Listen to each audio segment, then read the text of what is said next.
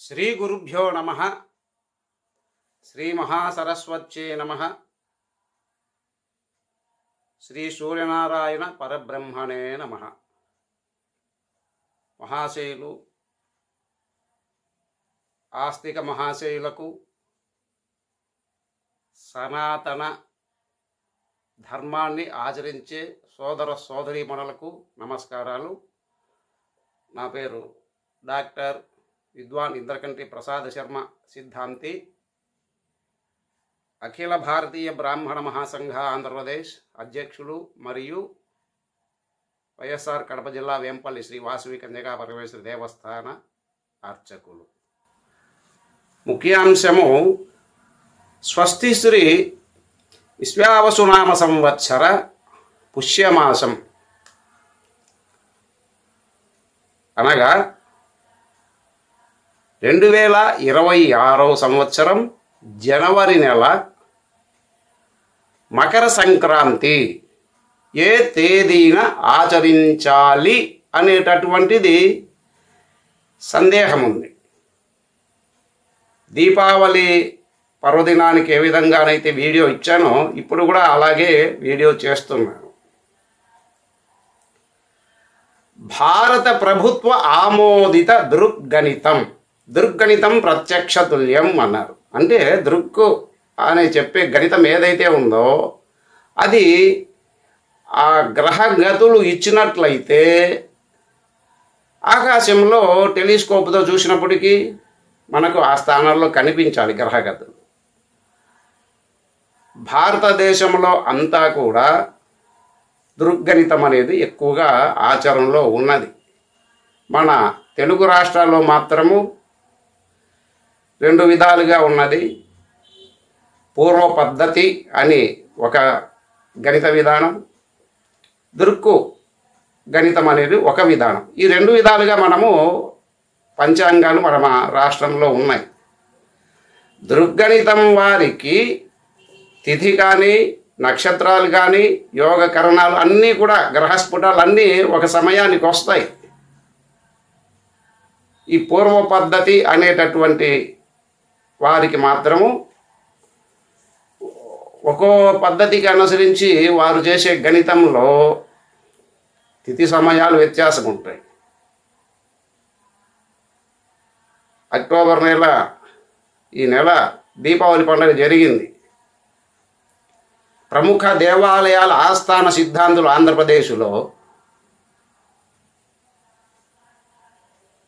సుమారు 1 గంట 2 నిమిషాలు 62 నిమిషాలు వ్యత్యాసంతో పండగ నిర్ణయానికి అమావాస్య నిర్ణయం చేసుకొని వచ్చారు. అయితే ఆ వ్యత్యాసము గణిత భేదం అనుకుంటాము. దాన్ని వదిలిపెట్టేస్తే 2026 జనవరి నెల మకర సంక్రాంతి 14వ తేదీ నాడు ఆచరించాలైనా లేక 15వ తేదీ నాడు అంటే 15వ తేదీ నాడు ఆచరించవలైనా అనేది ఇప్పుడు మళ్ళీ ఒక ప్రజలకు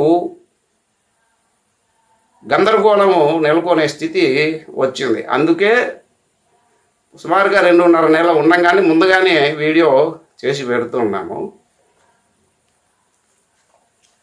అక్కడ 62 నిమిషాలు దీపావళి పండుగ సమయంలో వచ్చినప్పుడు ప్రముఖ దేవాలయాలకు ఆస్థాన సిద్ధాంతులు ఆంధ్రప్రదేశ్లో ఉన్నటువంటి సిద్ధాంతులు వారికి స్వస్తి శ్రీ విశ్వావసునామ సంవత్సర పుష్యబహుళ ఏకాదశి తిథి ఇదేమో ఇరువురికి ఒకే సమయం అంటే సాయంత్రము 6 గంటల 3 నిమిషాలకు ఇరువురికి వచ్చింది సిద్ధాంతులు ఇద్దరికి. ఎందుకు అది ఆమోదించాల్సింది. నక్షత్రం కూడా ఇరువురికి 1 నిమిషం తేడా.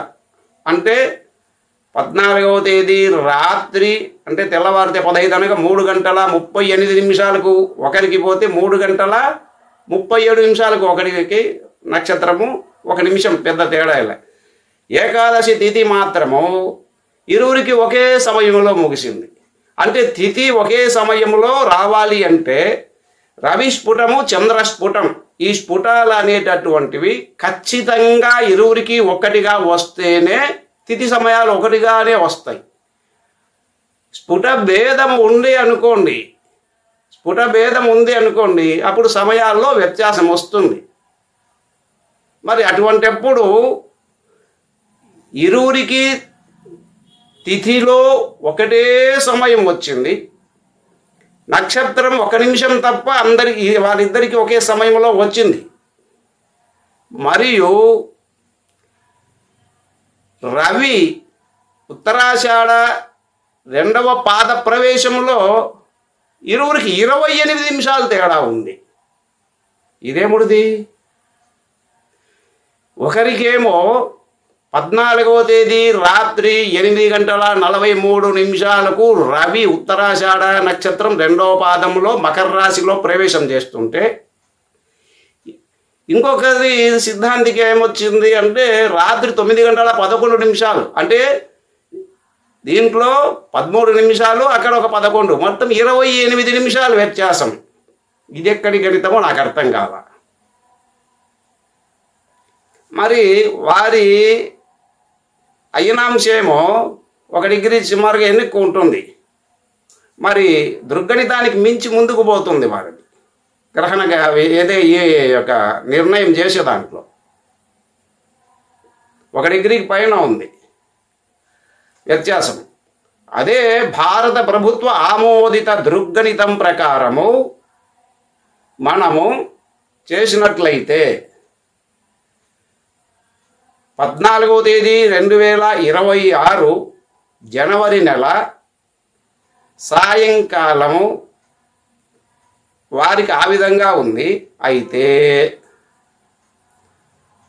దృగ్గణితం వారికి అందరికీ కూడా ఒకే సమయం 1 నిమిషం తేడా, అదే పెద్ద విషయం కాదు. 3:06 మధ్యాహ్నం.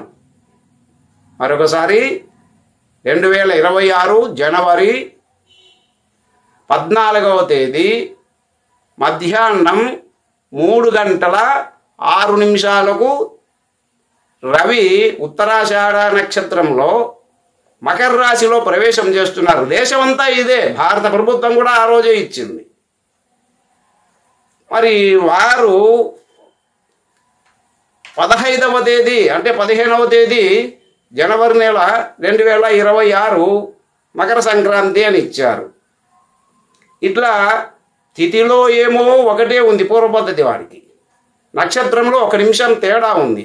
మరి రవి ప్రవేశంలో పోనీ ఒకరు రాజమండ్రికి, ఒకరు ఇంకా ప్రముఖ క్షేత్రానికి ఇచ్చారు, తిరుపతికి ఇచ్చారు అనుకుంటే అక్కడ వేసుకుంటే డిగ్రీలో అక్కడికి ఇక్కడికి తూర్పు రేఖ 2 డిగ్రీలు మాకంటే ఎక్కువ లేదు. అంటే 4 రోజుల్లో 8 నిమిషాలే రావాలి. మరి ఆ 20 నిమిషాలు ఎక్స్ట్రా ఎక్కడిది?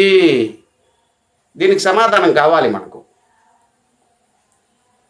1 డిగ్రీ నుంచి 1 డిగ్రీకి 4 నిమిషాలు, 2 డిగ్రీలకు వేసుకున్నప్పటికీ తేడా అక్కడ ఎంత ఉంది? 4 రోజుల్లో 8 నిమిషాలు తేడా వచ్చిందంటే ఒప్పుకుంటాం. మరి ఆ మిగతా 20 నిమిషాలు ఎక్కడివి? ఈయనకు 20 నిమిషాలు తక్కువ ఎందుకు వచ్చింది, ఆయనకు ఎందుకు వచ్చింది? ఇది వాళ్ళు చెప్పాలి ప్రజలకు. కాబట్టి ఇంకా ప్రామాణికంగా చూసుకుంటే సంక్రాంతి ఎప్పుడు నిర్ణయం చేయాలి అనేటటువంటే మకర సంక్రాంతి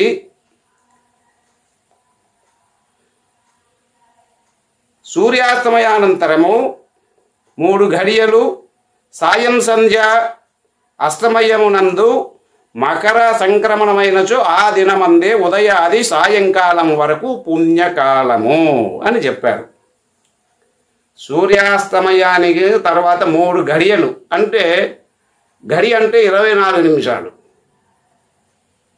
3 రోజుల 6 72 నిమిషాలు 3 గడియలు అంటే సూర్యాస్తమయం తర్వాత 1 గంట 12 నిమిషాల లోపల సంక్రమణం. ఆ రోజు ఉదయం పగలంతా కూడా పుణ్యకాలం, ఏ రోజైతే ఆ రోజు అని ఇక్కడ బాగా చెప్పారు. మళ్ళీ కూడా ఇది కూడా వ్రత నిర్ణయ కల్పవల్లి, ధర్మసింధు ఇత్యాది అన్ని గ్రంథాలు పరిశీలన చేసి మేము తెలియజేస్తున్నాం.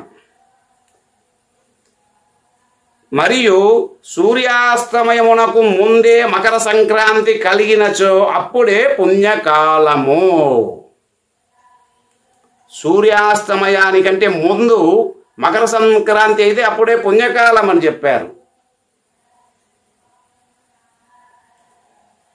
మరియు సూర్యాస్తమయం సంధ్యాకాలమందు ఉత్తరాయణమైనచో ఆ పగులు పుణ్యకాలమని, అస్తమయానంతరము అయినచో ఆ రాత్రి పుణ్యకాలం, పరదినము పుణ్యకాలం అని చెప్పారు. ఇక్కడ మధ్యాహ్నం దుర్గణితం ప్రకారము 2026 జనవరి 14వ తేదీ మధ్యాహ్నం 3:06 ఇక్కడ రవి మకర ప్రవేశం చేస్తున్న మకర రాశిలో, మకర సంక్రాంతి ఆ రోజు. ఇక్కడ శాస్త్రము సుస్పష్టంగా చెప్పింది, ప్రత్యక్షాన్ని కనిపించే దాన్ని ఆచరించాలి. దుర్గణితానికి పూర్వ పద్ధతి అనే గణితానికి ఎలా తేడా ఉంటుంది, ఇప్పుడు సెల్ ఫోన్లు వచ్చాయి కాబట్టి వీడియో కాల్ చేసుకొని మాట్లాడతాం. అంతకుముందు ల్యాండ్ ఫోన్లు ఉన్నప్పుడు మాటలు వినవస్తాయి, మనుషులు కానరారు. ఒక్కోసారి వీడియో కాల్ చేసి మామూలుగా ఫోన్ చేస్తే నార్మల్గా కానొస్తాం. మరి దుర్గణితము ఎలా ఉంటుందంటే ప్రత్యక్షంగా వీడియో కాల్ చేసుకొని దగ్గరుండి మాట్లాడితే ఇద్దరు ఒకరికొకరు చూసుకుంటూ కుటుంబ సభ్యులందరినీ వీడియో కాల్లో పరిచయం చేసుకుంటాం. అక్కడ అట్లాగే దుర్గణితం ప్రత్యక్షంగా ఉంటుంది. మనుషులు కాలు రాకుండా మాటలు మాత్రం వినపచ్చేది మాత్రము పూర్వ పద్ధతి. ఎందుకంటే అది ప్రత్యక్షానికి రాదు, గణితమేమో ఉంటుంది, ప్రత్యక్షానికి రాదు. కాబట్టి మరి ఏ విధంగా దాన్ని ప్రజలు అందరూ ఆచరిస్తారో దాన్ని మీరే నిర్ణయం చేసుకోవాలి. సూర్యోదయానంతరము ఆయనచో ఆ పగలే పుణ్యకాలము మరి కూడా చెప్పారన్నమాట. అస్తమయానికి మళ్ళీ కూడా వేసే సూర్యాస్తమయము సంధ్యాకాలమునందు ఉత్తరాయణమేచో ఆ పగులు పుణ్యకాలము. ఇక్కడ మనకు వాక్ కనిపిస్తూనే ఉన్నది. వీటన్నిటిని మనము తీసుకోవాలి. కాబట్టి స్వస్తి శ్రీ విశ్వావసునామ సంవత్సరం పుష్యమాసం 13వ తేదీ అనగా విశ్వావసునామ సంవత్సరం పుష్యమాసం బహుళ దశమి 2026 జనవరి 13వ తేదీ భోగి పండగ ఆచరించాలి. అలాగే 14వ తేదీ జనవరి 14వ తేదీ 2026 మకర సంక్రాంతిని ఆచరించడం శాస్త్ర సమ్మతం. అలాగే జనవరి 15వ తేదీ కనుమ పండగ ఆచరించడం శాస్త్ర సమ్మితమైంది. కాబట్టి శాస్త్రం ఏదైతే తెలిపిందో యథాశాస్త్రం తథా ధర్మం, శాస్త్రము ఏదైతే చెప్పినో అదే ధర్మం. ఆ ధర్మాన్నే ఆచరించాలి. శాస్త్రముకి అశాస్త్రీయాన్ని ఆచరిస్తే ఆ ఫలితాలు కూడా వికృతంగా ఉంటాయి. ఇప్పుడు ఒక సిద్ధాంతి పూర్వ పద్ధతిని పూర్తిగా తన గణితంలో అంతా కూడా గ్రహగతులు మిగతావన్నీ రవిచంద్రులనే కాదు కుజాది పంచగ్రహాలు కూడా ఆయన పూర్వ పద్ధతిలో ఇస్తాడు నా గణిత ప్రకారం అని. ఇంకా ప్రముఖ సిద్ధాంతి కేవలము రవిచంద్రులను మాత్రమే పూర్వ పద్ధతిలో ఇస్తూ కుజుడు బుధుడు గురుడు శుక్రుడు శని రాహుకేతుడు ఈ గ్రహాలన్నిటినీ కూడా మళ్ళీ ఏపీమెరీస్ సాఫ్ట్వేర్తో ఇస్తున్నారు. ఇదెక్కడి గణితమండి? ఆత్మకారకుడైనటువంటి రవి ఆత్మకారకుడు అంటారు, లేదా పితృకారకుడు అని కూడా ఉన్నాయి. చంద్రుడు మనఃకారకుడని మరియు మాతృకారకుడని ఈ రెండు విధాలుగా ఉన్నాయి. అంటే తల్లిదండ్రులకు కానీ ఆత్మకారకుడైన రవికి, మాతృకారకుడైనటువంటి చంద్రునికి, పితృకారకుడైనటువంటి రవికి, మనఃకారకుడైన చంద్రునికి గ్రహగతులు సరిగా ఇయ్యకుండా అది ఫలితం ఎలా ఉంటుంది? యథా దృక్తుల్యతాం గ్రహ సూర్య సిద్ధాంతంలో చెప్పింది దృక్తుల్యత గ్రహాలనే తీసుకోమని. ఇంకొక వితండవాదం ఒకటి ఉన్నారు. శ్రౌత స్మార్త భీత కర్మలకు పూర్వ పద్ధతి అంట, జాతకాది వీటన్నిటికీ కూడా ఫలితాలకు దుర్గణితం అంటారు. ఇది ప్రక్షిప్తం. ఉంటే సూర్య సిద్ధాంతంలోనే ఉండాలి కానీ సూర్య సిద్ధాంతం అలా లేదు. ఇది ప్రత్యక్షంగా వాళ్ళకు అనుకూలంగా రాసుకొనిందే. ఇటువంటి పంచాంగాలను విశ్వసించకుండా మరి ఒకసారి స్వస్తి శ్రీ విశ్వావసునామ సంవత్సరం పౌష్యమాసం బహుళ దశమి 13వ తేదీ జనవరి నెల 2026వ సంవత్సరం భోగి పండగ గోదా కళ్యాణం. బహుళ ఏకాదశి 14వ తేదీ జనవరి 2026 మకర సంక్రాంతి.